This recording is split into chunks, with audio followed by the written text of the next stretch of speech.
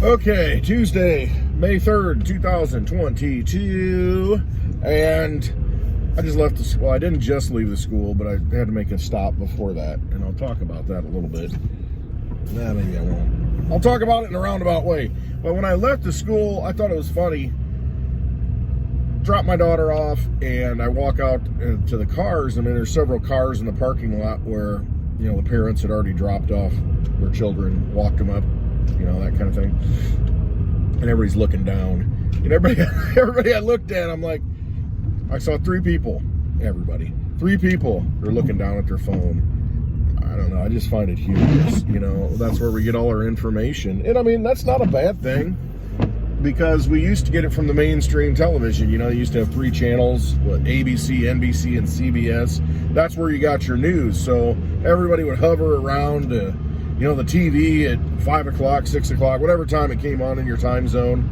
And, you know, what's the latest news? Or you would see people, you know, you go back in time and just imagine this. I saw a movie, was it The Road to Perdition? And they were in a train stop or something. I can't remember, a bus stop. I'm not sure where they were. But this is a big office building, and everybody's wearing suits. And this is like Prohibition era, so it was like 1930s, I think. 1930-ish. And everybody's wearing suits, and everybody's sitting there reading the newspaper. And how many people read newspapers now? I mean, really, who has a subscription to a newspaper that comes in every day? Used to have paper boys dropping off the news, you know, but now you don't have that. And so that's why you got people taking time, you know, hey, I'm gonna drop my kid off, I'm gonna spend 10 minutes uninterrupted and catch up on things on my phone. Different world we live in. Information's transmitted differently, and everybody's freaking out about Elon Musk, and he's putting some things on Twitter, calling out some people, talking about Ghislaine Maxwell and who's her client list, talking about a laptop, you know, from the president's son. It's getting pretty interesting, and I think people are starting to kind of get a little concerned, you know, that he's taking over Twitter. But hey, if it's truth, it's truth. And even if it isn't truth, it's information that's out there, and it's up to you to disseminate what's real and what isn't. There's so much information out there. I'd rather have it that way, because at least it's, I don't want to say it's unfiltered, but I'd rather have it unfiltered. That's what I want it, just pure, unadulterated truth. Now, everybody's got their own truth, I think, at certain levels, but I would rather be told and made aware of something rather than have it hidden in the closet, you know, and not talked about. It's like, oh, let's not talk about this guy, you know, Jimmy Savile in England, Jimmy Savile. Oh, well, you know, he is kind of weird, and he doesn't hang around at children's homes a lot. I'm sure everything's fine. You know, and it gets brushed under the rug. I would much rather somebody kind of bring it up and have the discussion a little bit, you know, and then maybe after 50, 60 years, you don't have a bunch of children who are, you know, abused and, you know, their lives are changed. So I'm all for the freedom of the speech, freedom of press, freedom of speech, you know, getting information out there. I just, you know, I'd rather not have it sugar-coated. Some people like it sugar-coated. Some people want to hear a nice narrative that, oh, everything's going to be okay. It's going to be fine. Don't worry about it. Well, when you do that, you're giving control over to people who don't deserve it. That's what I always talk about, the vampires. You're letting them take your energy. Don't let them take your energy. You know, do some research, do the homework. And, you know, I'm just rambling about this because I saw three people sitting in the car in the school parking lot looking at their phones and, you know, catching up on the news. So it just gets me to thinking. You know, the first thing I did, I got in the car. I'm like, all right, got to check this, check my notes. Okay.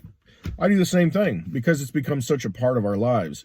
Technology has become such a part of all of our lives. Like it or not, it is what it is. The farmers in the field, you know, all these combines, all these tractors are GPS located. They've got all the screens, you know, and yields, you know, in real time and all this stuff linked up to satellites. I mean, so even the most, quote, basic profession isn't basic.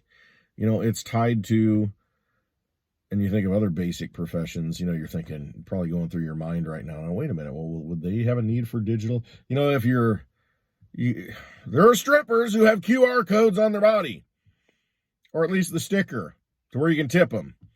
So in every industry, There are, QR is just the square that you scan. It's called a quick response code. You see them everywhere. You scan it, and it goes to a website or tells you information, or it could be an address for cryptocurrency. It's just information that can be scanned by a phone or a computer. But you see it in every industry now. You see it all over. Everything is digital, and there's a digital component to it. So how far are we from digital money? Well, we're kind of there already, because everything is digital. We're swiping our cards everywhere we go.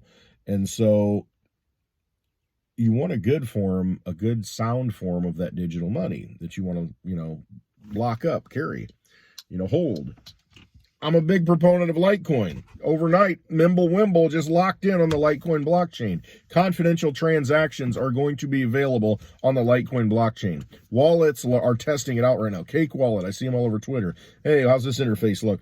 They're implementing MWEB transactions, confidential transactions on the LITECOIN blockchain, making it a superior form of money over Bitcoin, and arguably any other coin for that matter, with the liquidity that LITECOIN has. So that's a big deal. I believe it activates on the network in 2 weeks from now.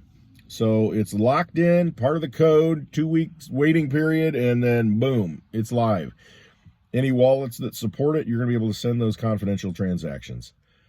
Pretty amazing thing. It's a big deal. It really is. It's a huge deal. And I just talk about it because everything's digital. Everything's digital. You want digital money. You got to have digital money, and you can have the digital money that these vampires are going to issue you in their casino that we're playing in. They're going to give you a central bank digital currency, or call it something different and call it a cryptocurrency, which it really isn't. Or you can get involved and acquire some sound money now. You can acquire LITECOIN now for $100, $100 bill. You can get LITECOIN. There's only 84 million that can ever exist. Only 70 million right now. Enough for 0.01 for everybody in the world.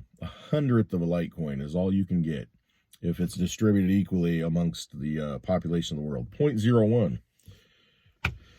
100th of a LITECOIN. You can get one whole LITECOIN for $100. And that $100 does not take you very far. I mean, you go to a restaurant, you go to the store. I went last night to pick up a few things, and what a ridiculous, just certain things. This item used to be $14.99. Today it's $17.99. It's a big increase. Oh, the theater box candies. I'd always go to Menards. It's a hardware shop around here. Kind of like a Lowe's Light, or a Home Depot Light, more do-it-yourselfer oriented, I guess. Menards. So anyway, went there last night. They have the box candies, so when you go to a movie theater, instead of buying a $5 box of candy, you stop at Menards or Dollar General before and pay $1, and that's what you take in. Buy the soda at the movie theater and, take the box candy in. Expensive. So anyway, not that I would ever do that. But Menards, the box candies, I like Milk Duds. You ever have Milk Duds with popcorn? I never did this. I think it was my first girlfriend introduced me to this, like in high school. And popcorn with Milk Duds. I think it was her. Watch, it was probably my wife. She's like, I told you that. I can't remember. I can't keep them straight. All right. No, it's Milk Duds in popcorn. It's really good. If you go to the movie theaters and you get the big buttered popcorn, oh, yummy. And then you throw Milk Duds in there. And then you get a Milk Dud with a handful of popcorn, you chew it up. The mixture is really good. I never thought, who'd have thunk? I never used to, anyway, there's a lot of things I never used to do until I was introduced to them. Cream cheese, I never used cream cheese. My wife introduced me to cream cheese. It's just like, I don't even know what cream cheese is. What do you use it for? My buddy Mitch says, well, you make, cheesecake with it. I'm like, I never made a cheesecake. I buy cheesecake. So, there's certain things I never used. I never used sour cream. I never used, stuff like that until I met somebody who used it. So my whole life I'm missing out, I guess. I don't know. I tend to be putting on a little more weight lately, though. So, maybe it's too much of that crap. I can go back to the good old days where, Yeah. Anyway, get off that subject. You don't want to hear about my BS. It's digital world, LITECOIN. Now we see another in current events, the panic right now, not just Elon Musk buying Twitter. The panic right now is a leaked document. It's been leaked. I think Politico, somebody leaked it. Leaked transcript, whatever it is, that the Supreme Court is planning to overturn Roe versus Wade. That landmark decision in 1973, I believe, that essentially allowed abortion to be legal in all states. What overturning it would do, in my understanding, is that every state would now decide, which, I mean, they're kind of doing anyway because they're putting restrictions on it. The conservative states are saying no, no, no. But that would allow a state effectively to say, no, we're not doing that here. So I'm seeing a more fractionalization of states. You're starting to see certain ones become more constitutional, more conservative oriented, more liberal. You're starting to see, pockets develop to where if this is the place to go, and I see it more on the conservative side to where, hey, we're not going to enforce this law, or, because that's anti-constitution, or we're going to allow, let's say, open permits, or open carry, no permit. Certain states are saying you can carry your own gun, you don't need a permit. And some states are saying, yeah, you can carry it, but you got to go through a class and, for training and that kind of thing. But I'm seeing more of the swing towards, I don't want to say necessarily conservatism, more of a swing towards personal rights, allowing the person to kind of do more of what they want. And a lot of those are enshrined in the Constitution. And let's get on the Constitution a little bit. All that is a piece of paper. It means nothing if we don't give it power. Okay? I mean, you can put all the words on paper that you want, but, if nobody follows the words on paper, then it doesn't mean anything. And so that's kind of where you're at with the Constitution.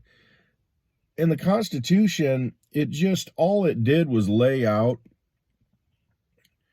protections that the founding fathers and really the first states said. They didn't sign it at first. They said, no, this isn't enough protection for us. We just came from a tyrannical king that wanted to take all our money and vampire us and tell us how to live in this new colony, these, that we created, over the sea. And they're still going to try and rule our lives. I think we know better. And they just came out of that. They fought a war and said, no, we're done. Go home. We don't know. We're done. And so when they form a new government, you got to be thinking, man, are we going to create a situation where meet the new boss, same as the old boss? Are we going to be right back in the same situation? And so in order to sign on to this union of states, they needed more assurances. So the original Constitution, they're like, no. And so that's where the Bill of Rights came from. It's like, okay, fine. We'll outline these 10 rights, but it doesn't mean that they didn't exist before. It's just we're making it very clear that, listen, these are not to be violated. And so the states wanted that assurance that, yeah, we all kind of agree now and understand now that those are rights that we have, but they wanted them specifically written down so that everybody understood, don't mess with us. Hey, we got something to say, don't violate our free speech. Hey, we want to worship how we want. Boom, we're going to worship how we want. We're not going to have a school mandate a certain religion. The government, the state, should not be telling people how to live. And that's what, you come from England, you got the Anglican church, where you had King Henry VIII. Hey, I want to divorce my wife, Pope. No, you're not going to divorce your wife. Fine, I'll form my own church and become the head of it. So he carbon copies the Catholic Church and says, I'm the new Pope, but I'm going to call myself something different. And so, and everybody's going to worship this way. And then somebody else comes in, no, everybody's going to be Catholic. No, everybody's going to be Protestant, Anglican, and so you have these wars over that crap. You believe how I believe. And so the new world, this new government, that's why you get a First Amendment that says, you're not going to establish a religion. The state can't establish a religion because they saw so many people killed in the prior centuries because of that. New king comes along, new queen comes along. Well, you got to go this way now. Now you got to believe this. Done with that. Done with the persecution. And so that's why it's in there. I don't want to go off on this diatribe anymore, but that's where I'm at. But the Constitution is written that way. The Bill of Rights are written that way because the state said, no, we want to make sure that this is very clear that we don't want the state getting involved in religion. We don't want the state telling us that we can't speak. We don't want the state telling us that we can't bear arms, because we are the people, we are the militia. You know, we are those people called into action. We need to be prepared, be able to defend ourselves against all enemies, foreign and domestic. So, you know, you had all these rights enunciated, and it's nothing more than words on paper. So if people stop believing in it, then it goes away. You know, you've got to, in practice, it goes away. You know, fundamentally, they're your rights. I mean, it's what we all believe deep in our hearts. But there are certain people who will attempt to steal those. I don't know, I got off on this, on the Roe v. Wade thing, but it really not necessarily was tied into it. But it is. The Constitution, if the rights weren't enunciated, if there weren't like outlines in the Constitution, it would go to the people. You know, it goes back to the source, for the source to decide. I think that's where you're at with Roe v. Wade. If that gets thrown out, it goes back to the people. The states decide what they want to do. And if they decide one way and you don't like it, then you can go to another state. But I just see a lot more states becoming more pro-liberty, pro-individual liberty. And you're going to have people say, well, it's my body, my choice. Well, I hope you weren't on the side of you need to take the vax and it's not your choice because it's for the good of the people. You know, because that's the same issue. It's my body, my choice. And so a lot of people said, listen, you're not going to make me take this thing in my arm. And then, well, we'll fire you, or you're going to have to do this, you're going to have to do that, you know, go through unnecessary hoops because it's a pandemic, and you need to, you know, it's not your body, your choice, you know, it's other people, it's the good of society, that kind of thing. So if those people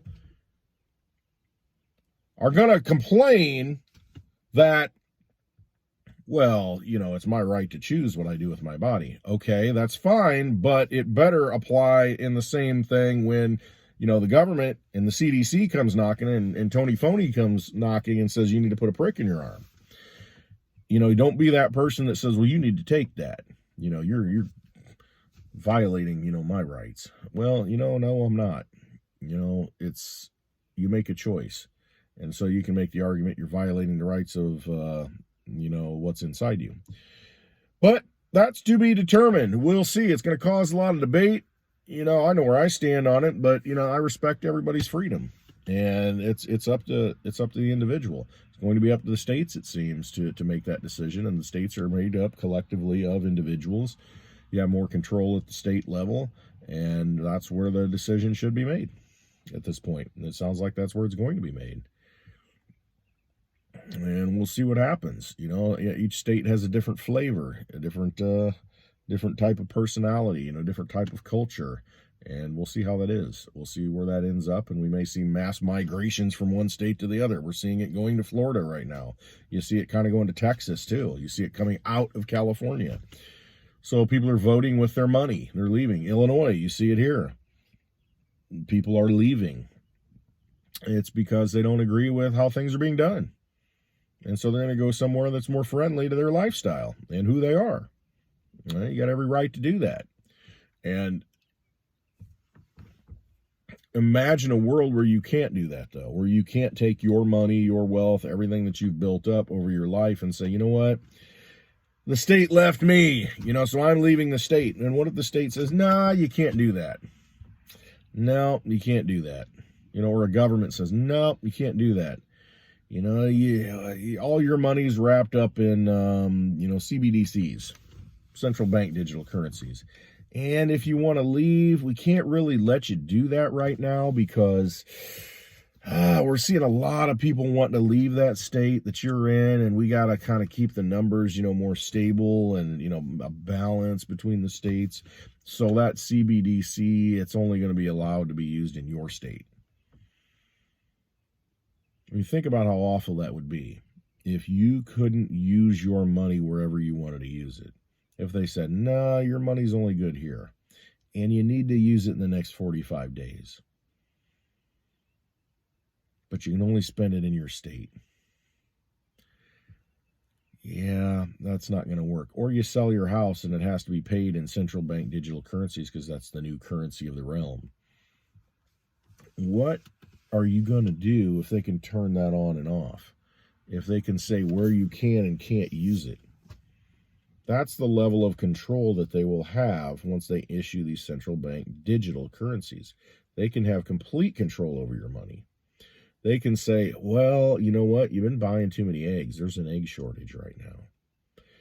We're only going to allow you to get 1 dozen. You got how many kids and how many people in your family? Okay, you can get 1 dozen a week. Hey, you want to stock up on something? You know what? That's not fair for the rest of society. You can only get 2 of those. Well, I need to get 5. No. Well, why can't I get what I want? It's my money. Well, it was your energy. You willfully gave it over to us and played in our casino with our poker chips, our CBDCs. So, yeah, you gave up that right to your energy to be able to do what you want with it. It's now held in our casino. You got to play with our poker chips. Yeah, it's not your money. It's our money. That's the situation you're going to get into. And it's you see it happening now. Certain amount of money you can't travel with. You get caught and pulled over on the road and you got a bunch of cash. They're going to say, hey, what do you need all that cash? You a drug dealer? Bring in the dog, and most dollar bills, most money has traces of cocaine and drug residue on it. So the dog reacts, or the dog is trained to react, whenever the master tells it to do something. Next thing you know, your supposedly stored energy in the form of money gets confiscated. They take it away from you. Then you have to prove that you weren't doing anything wrong with it. Wouldn't it be better if you could hold money in your own possession, sound money for the digital age, that you can transfer anywhere you want, anytime you want, any time of the day? I think Litecoin is that item. Litecoin is that money. Truly is sound money for the digital age. I sent a Bitcoin transaction. I was helping somebody send Bitcoin yesterday. And at the time, I just put the normal fee in. It was like over $1. It took from 9:36 in the morning to about 3 o'clock in the afternoon. It was stuck in the mempool. It didn't get picked up. Unconfirmed transaction. Sat there. Absolutely ridiculous. Should have set the higher fee on it.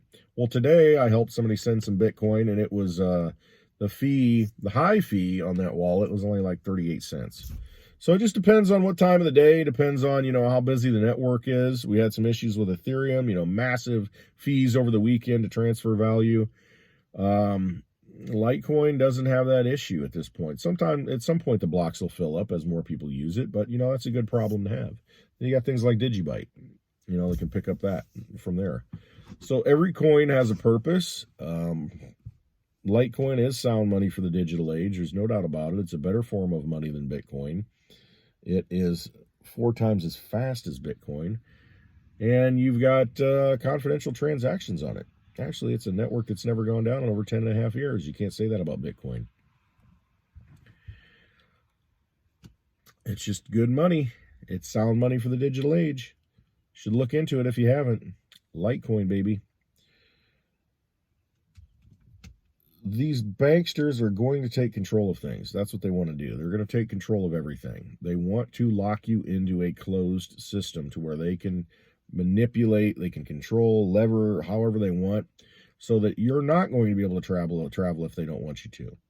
You're not going to be able to sell things if they don't want you to. You're not going to be able to buy things if they don't want you to.